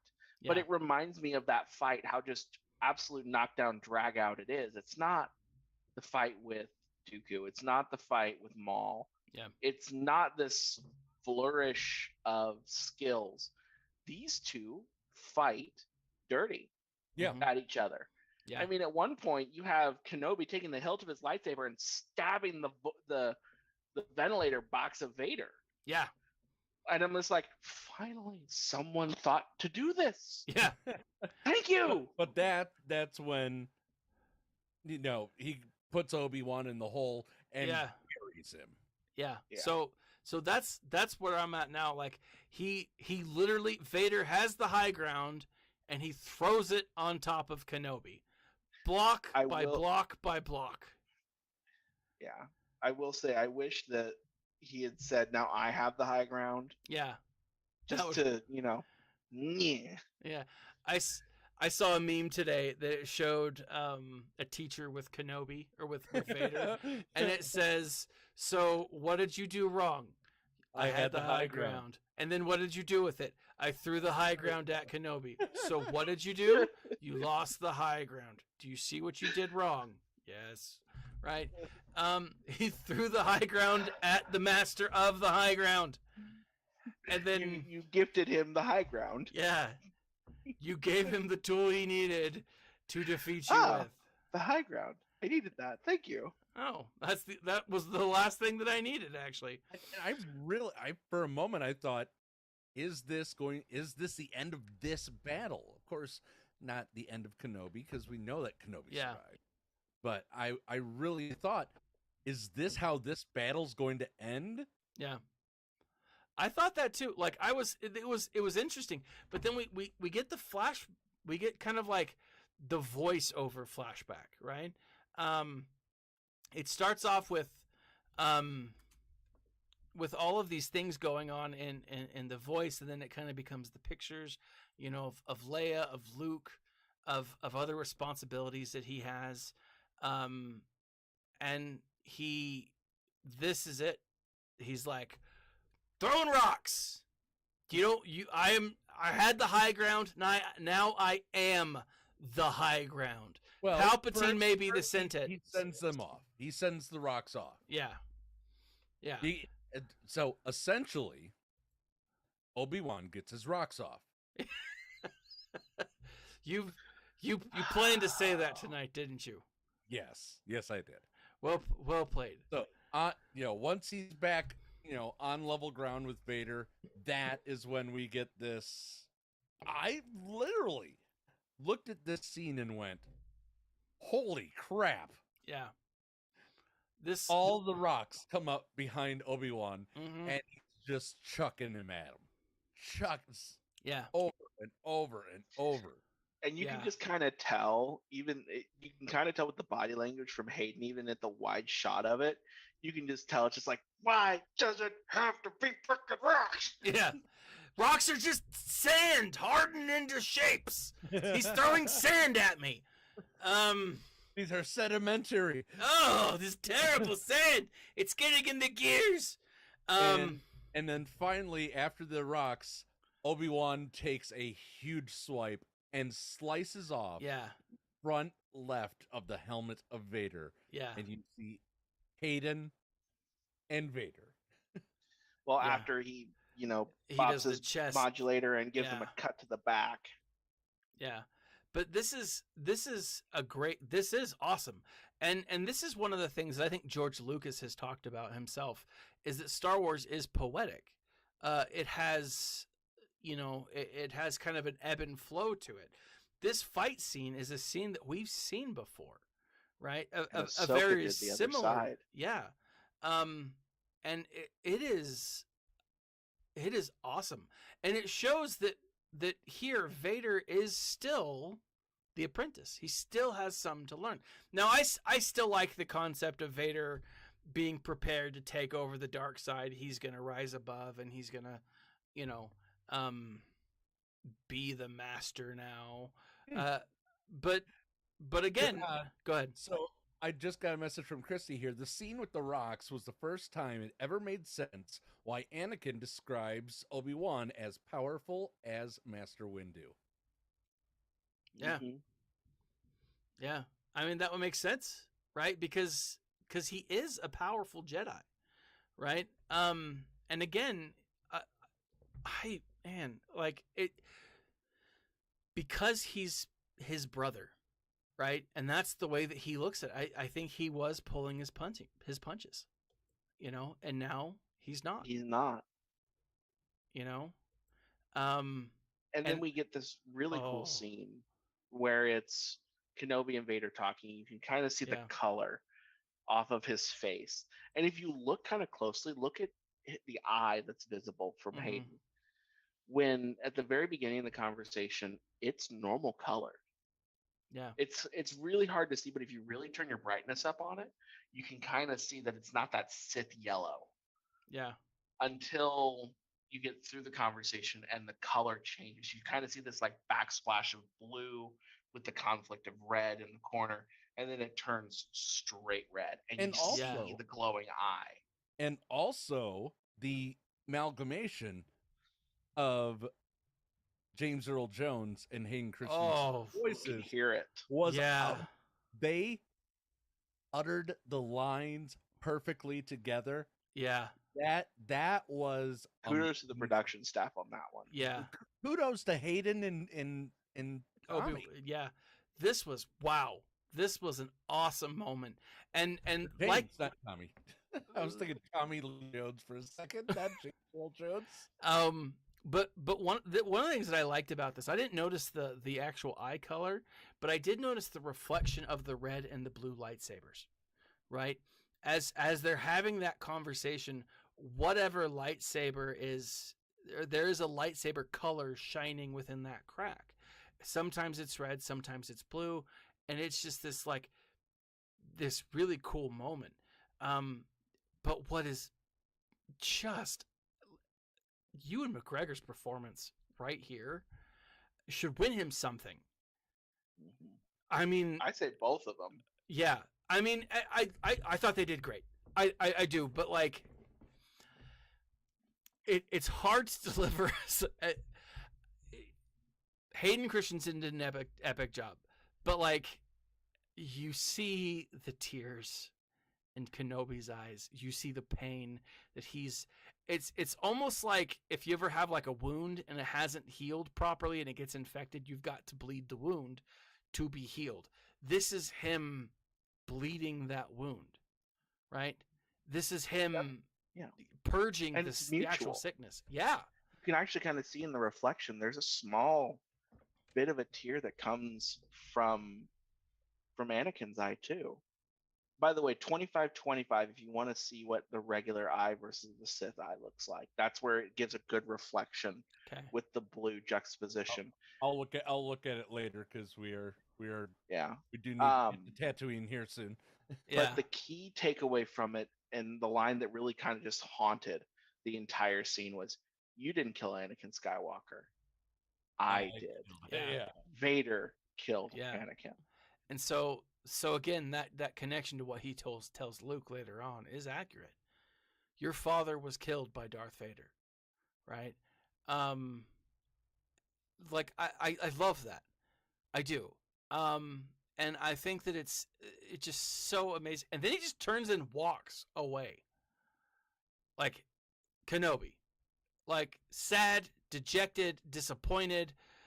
Oh man. Like this was awesome to me. Like then he just walks away because his friend is dead. And he addresses him as Darth, Yeah. which is a nice No longer Anakin, just Darth. Yeah. goodbye, Darth. Yeah. I will say I love the way the color shifts right before, where he brings his saber up and it goes from where you see that blue disappear to just red Mm-hmm. all the way up, where you can see that depths of hatred. Yeah. Oh, and your Arcane is absolutely right. And it also explains why in episode 6 we get young Anakin. It's explaining a plot hole away. Oh. Where that was Anakin Skywalker when he died. Not Vader. Oh. Vader killed Anakin at that age. Therefore, when he became a Force ghost, he reverted to his last living form of Anakin Skywalker. That actually makes a lot of sense.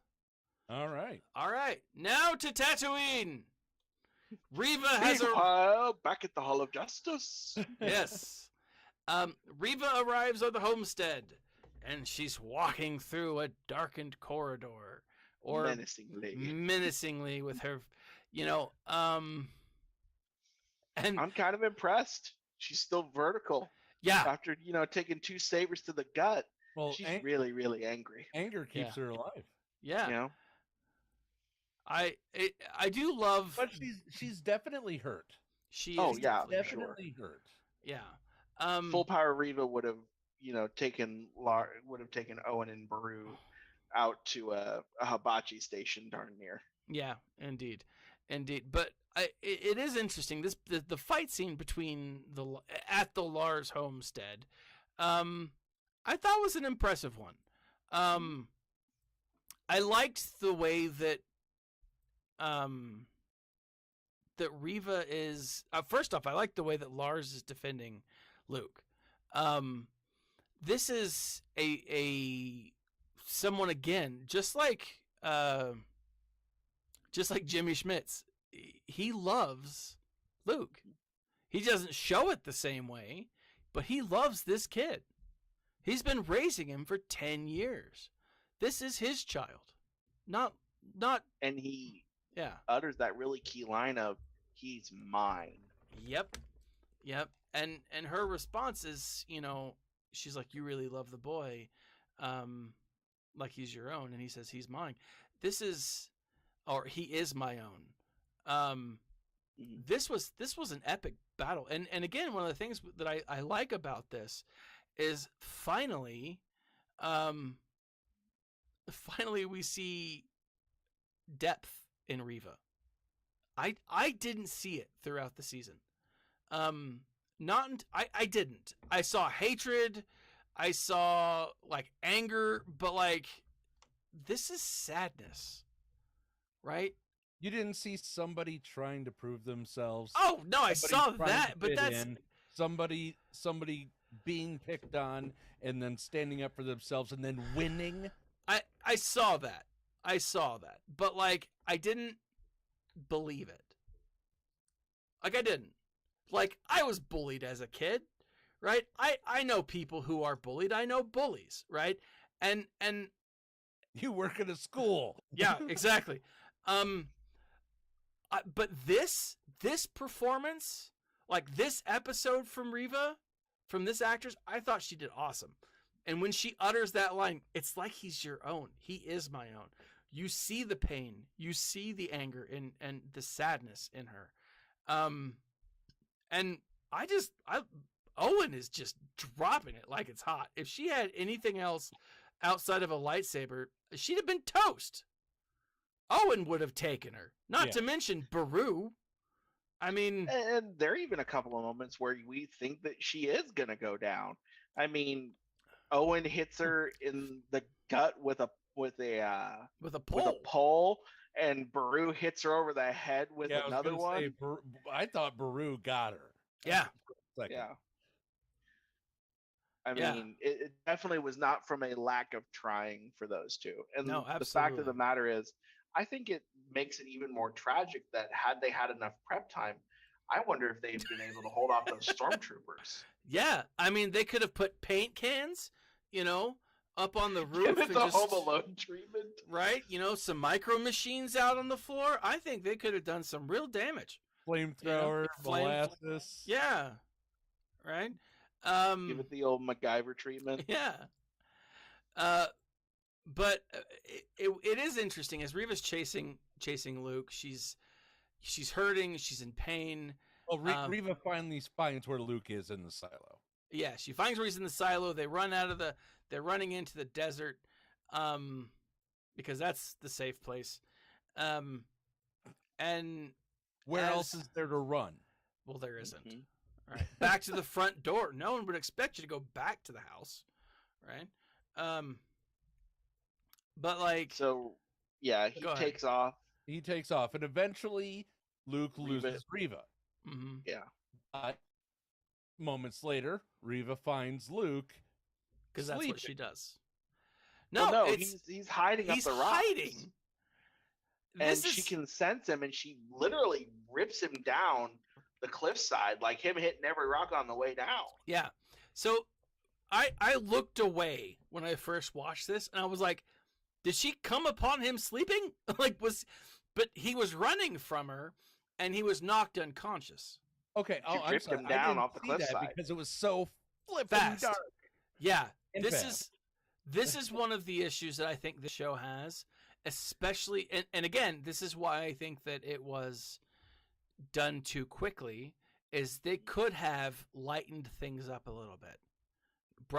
They're doing some excellent work with cameras, right? They have at the same time. Dad, this wasn't Twilight. She was attacking in the middle of the night. I get that. In a desert. I get that. A desert that has two suns and probably a moon. And if not a moon, stars. Right? It doesn't have to be completely lit up. But it needs to be lighter. Does Tatooine have a moon? If they do, then someone needs to track the lunar cycle here, because it has 3 moons. Yeah, then there's no excuse for this level of darkness. This isn't well lit. Yeah, it could have been a new moon. Could have been new moons. New moons, all 3 of them at the same time. At the same time. New moons in the same cycle. An aurora borealis at this time of day in this specific area. Yes. Yeah. What's that from? Oh my gosh. That's steamed hams from The Simpsons.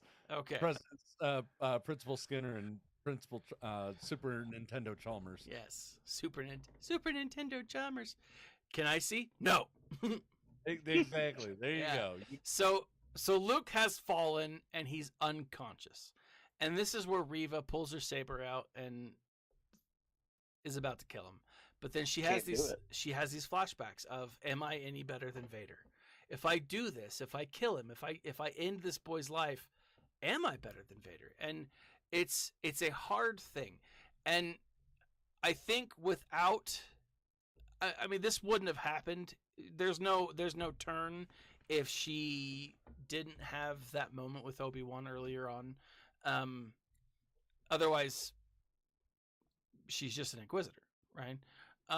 But I did like this, where she sees herself as him. She sees this boy needing a chance, right? And cut to Obi-Wan showing up. Well, it's also in that moment of where we saw her struggle and think about the light, and now it's finally coming full circle, knowing that the darkness did not give her what she wanted in life. It didn't help her be any stronger against Vader. Yeah. In fact, it led her to this point. Yeah. Where she's got 2 gut wounds and has a little kid in front of her, and is it this really what actually works? Yeah. For her. Well, they're going to give her what she wants, which is closure. Yeah. Arcane makes a great point. Is it justice, or is she just murdering her kid? Yeah. And at this point, she would just be murdering the kid. The next scene, Obi-Wan gets to the Lars homestead, and he finds Beru, he finds Owen, and they look out back and they see Reva carrying the body of Luke. Mm-hmm. And we don't know what's going on. We think, holy cow, this is, it's another gut wound. New timeline. This is the start of the Filoni-verse. This is where the Filoni-verse splits. Yes. But no, she brings it back. Basically, she couldn't do it. She redeems herself. And it's left open. Yeah. It is left open for imagination. Yeah. For future stories, which I'm excited for. I think I actually want to see Reva based off of this conversation. I would love to see Reva. I would love to see a lot of the characters from this show show up in Fallen Order 2. What about I actually Acolyte? I think Ahsoka. Acolyte's supposed to happen during the High Republic era. Yeah. Oh, is it? Yeah. I thought Acolyte was... No, like I could see them. Ahsoka's supposed to take place after Mando. Yeah. So I mean, I could see flashbacks. Well, I think it would be interesting to introduce her into that side of it, in that we could have a good explanation to maybe where we actually know where she meets her end, is potentially meeting her end in the temple by the Knights of Ren. That's possible. She's one of Luke's teachers. Yeah. I think that wouldn't be a bad way to wrap her story up. Yeah. Is she helps Ahsoka, then goes to help Luke, because that happens in that gap in between the end of 6 and 7 is where Ahsoka will take place. Yeah. So I think it'd be reasonable to see Reva work with Ahsoka, who knows Luke, and basically Ahsoka sends Reva to Luke to help and helps heal. Yeah. I think that could be kind of an interesting little juxtaposition of, yeah. Oh yeah, I definitely threw you down a hillside and almost, Remember that time I almost murdered you when you were a kid? That was me. What's a little bit of murder between friends, yeah, right? Come on. But yeah, it does leave her story open. And I think Kathleen Kennedy has suggested that she is going to have her own show. I don't think she deserves her own show. I think books, definitely. Video games, spin-offs, maybe not even spin-offs, but like parts, storylines within some video games, I think absolutely. I don't think we've seen the end of her at all. Yeah. If we saw the end of her, they would have just killed her. Yeah. Would you have said at first that Din Djarin deserved his own show? Would you have said at first that Ezra deserved his own show? Din Djarin? Yes. Right off the bat. Din Djarin? You didn't know who Din Djarin was. Yeah, that's the point. You're introducing a new character. But this is introducing a character from one show and having its own spinoff. Why can't somebody create a new character at the beginning? Why can't somebody spin off another character into something really cool? Okay, so at the beginning of this season, I would have said no. Terrible idea. Now that we've seen her storyline, I don't disagree with it. Right? What I would like to see from this would actually be what we didn't necessarily get to see on screen for Asajj Ventress. Reva turned bounty hunter. I think that could be really cool. fun. Yeah. Well, Ventress is gone at this point. Yeah, Ventress. When did Ventress die? Clone Wars. Yep, Clone Wars. That's all I'm gonna say. I'll tell you afterwards. Yeah. But this, without giving away when and where she dies and what awesome form. So then we cut to Vader, right? Vader is back on Castle Vader, and he's talking to Palpatine, and Palpatine's like, "Are you really thinking this clearly, or are your feelings, you know?" This is one of the things I love, this conversation between Palpatine and Vader, because one of the great things that I like about this is we see a disconnect, right? Hold on. What? Bone says, "I want a Vader spinoff." Okay, I'm gonna help you with that. There's gonna be a movie. It's gonna be called A New Hope. Then there's gonna be one called Empire Strikes Back. And then maybe we could have, maybe the Return of the Jedi Bones. I'm not sure. Yeah, But I would argue that a show for Vader doing nothing but office work. I think that would be enjoyable. Vader's Filing and co-filing, filling out like TPS reports. You want Vader spinoff? Go read a book. I mean, hell, just make those into a series. Like, I would oh not. my gosh, yes, but Like, you're not hurting anything doing that. But again, one of the things that's so interesting here is this Palpatine and Vader conversation, and they're just saying it shows that Vader is still someone's apprentice, right? He's not learned enough yet, and he has to cut off his own ties, his own feelings, to gain the knowledge and power that he wants. And I think it's a cool moment. I really do. But yeah, so then we are back on Alderaan. Princess Leia is getting ready, right? Mom shows up and it's surprised that it's actually Leia in the room. Yes, Ventress's death is canon.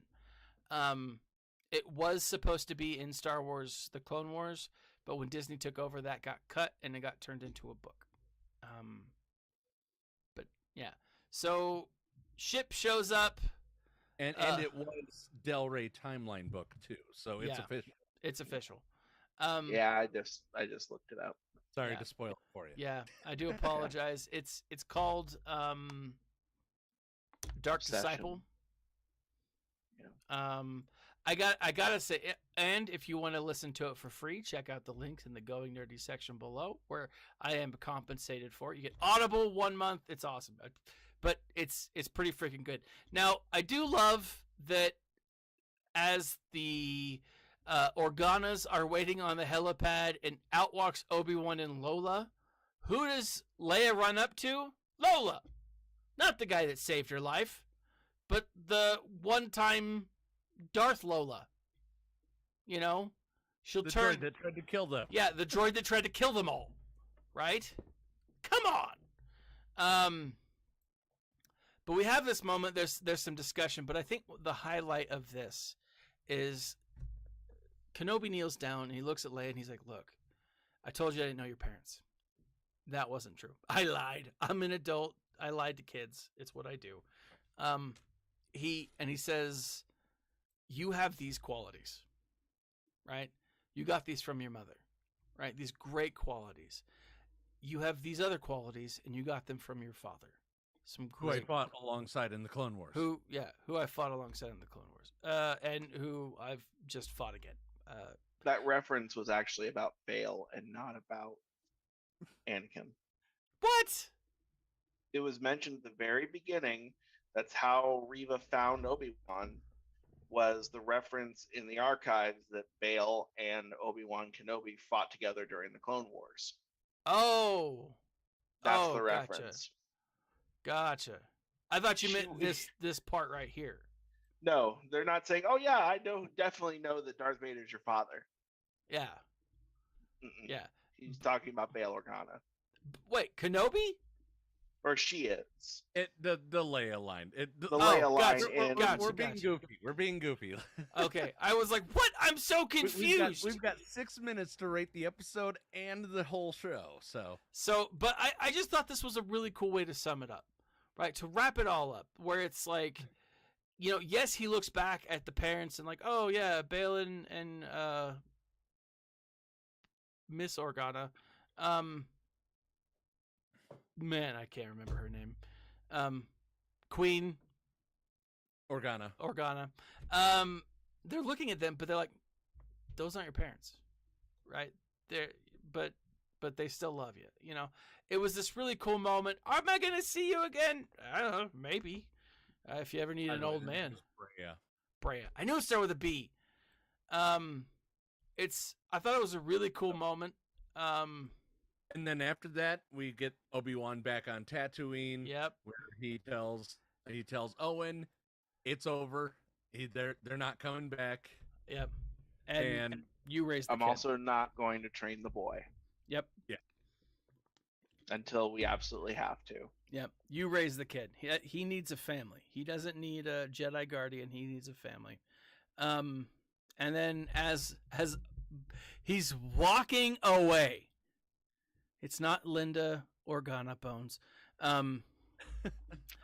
As he's walking away, Owen bites the bullet and says, "Do you want to meet him?" You want to meet him? And then he says the line. Hold on. No. Then it comes full circle. He takes the ship that he was giving him the first time, The B-wing, yeah. the B-wing, and he's like, "Here you go." Then he says the line, and the internet loses their collective mics. It's on the line. Oh, For me, the first time that there was the line was, "I will do what I must" during the Vader fight. I'm sorry. no, That this was the line one. for me. This was hello there. It was a cool moment. I was glad that they put that in. And then we get the post-credit scene with before the credits. Yes, the post. That would have been a perfect post-credit scene. It would have been. Okay, so there's a beautiful meme that really describes this scene. So Obi-Wan's riding the camel out to the desert, The camel. Yes. the space camel. Space camel. And lo and behold, who shows up but Qui-Gon Jinn's ghost. I will say, I really I know like in the serious side of it, they were never going to do it. There's a beautiful meme walking around of him with like a tropical umbrella and some shades. Yep. Like, what took you so long? Yep. I loved it. I thought it was awesome. Like, this was such a cool moment, and like it goes to show that like this is. I loved the Force ghosts. We don't see them a lot, you know, and we probably shouldn't see them a lot because of canon and stuff. But like, it was neat to see this. I loved it. I thought it was great. Well, it also explains what the full circle was. The thing that was holding the connection between Kenobi and the Force was the guilt over Anakin, thinking that he murdered his brother. Yeah. When in fact, Vader screwed up. Yeah. Vader made a fatal mistake that day Yep. in saying, no, I killed him. Yeah. By absolving Kenobi of his sin and bearing it himself, he ended up creating his ultimate downfall. Yeah. By being able to commune with the Force with Qui-Gon. Yeah. That's a good point. He created his own inevitable demise. All right. Episode 6. 5. How many sliced Vader masks do we give this? 5. 5. 5. 2. Series overall. Now that I've seen the series, I would definitely say that this is 4.5 at the lowest.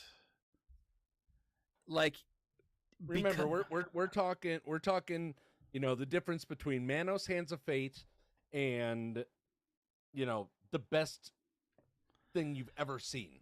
I've never seen Manos Hands of Fate. There's probably a reason. Probably. I mean, Yeah, I'm gonna stick with a 4.5. Okay.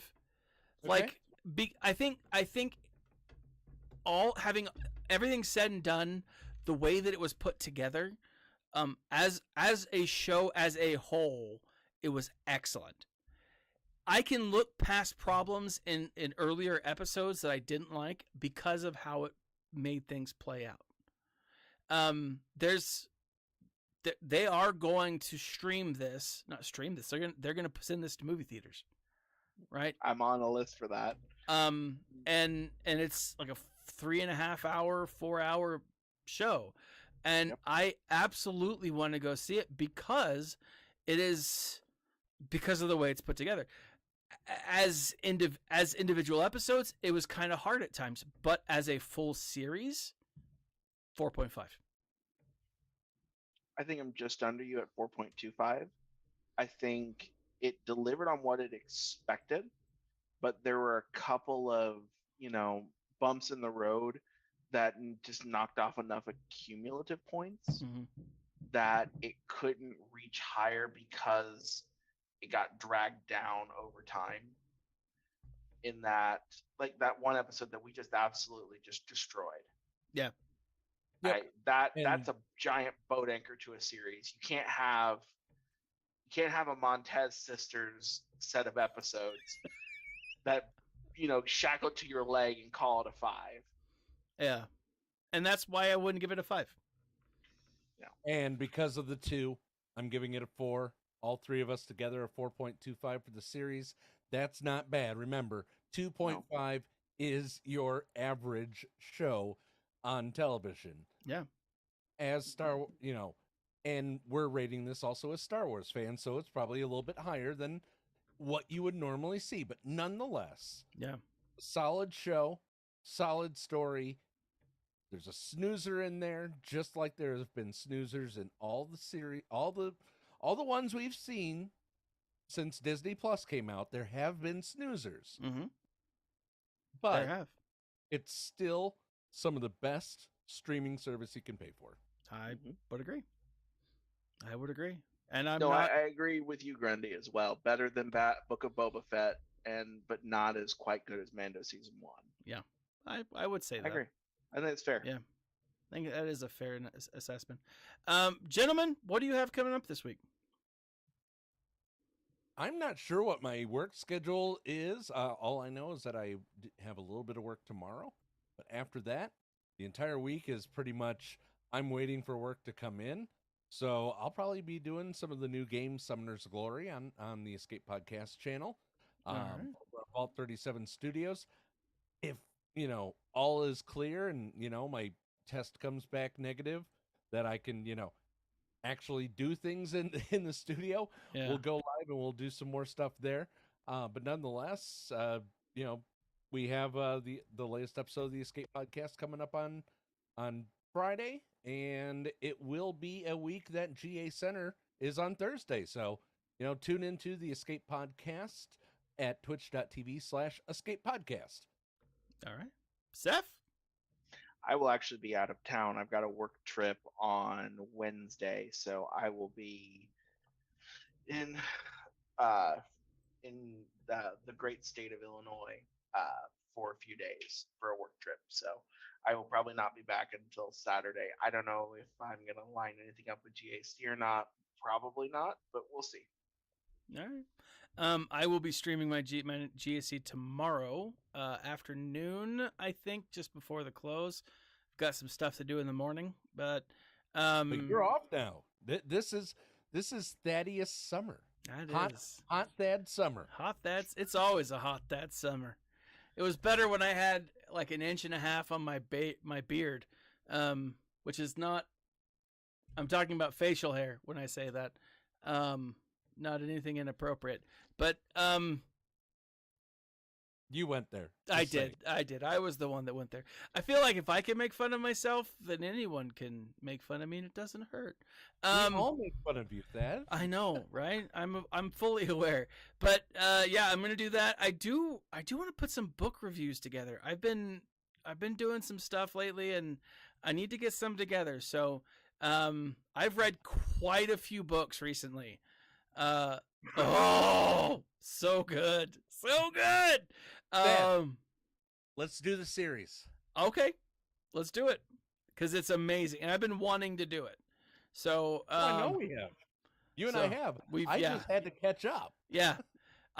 Paul, you've finished. Is this the first time you finished it? It's the first time I finished it. I have finished it twice. I finished it. I know, but I finished it probably about 6 months ago. We've just been busy. Oh, that's true. That but is now true. that you have time on your hands, let's do something during the day. We'll get it knocked out. All right. Sounds good. Anyways, well, awesome. Paul, do your thing. I'll take us out. Yeah. Thank you guys so much for tuning in. The next series is Bad Batch or Andor? Bad Batch. Bad Batch and Andor. So Bad Batch comes out in August, I think the 20-something. Andor comes out September, October. All right. We'll see if Nev wants to do Breaking Bad Batch Season 2. If not, Seth, are you interested in joining us for that as well? Absolutely. I'd love to do Bad Batch if Neil decides to decline. If he wants to decline Bad Batch Season 2, Seth, we got you in. Probably a few more guests down the line because Thad, we love showing our friends off to friends. Of course. We're voyeurs in that. Nonetheless, Not voyeurs. we hope you guys will join us for that. And as always, be nice to each other, damn it. And remember to smile. And stay nerdy. Thad, push the button. Wait. Nev? No. Seth? You got to push the button. I don't Oh, know. I don't who's have a got the button? push. Hold on. You have the button. Hold on. Push the- Dark Rendezvous is amazing. Dark Rendezvous.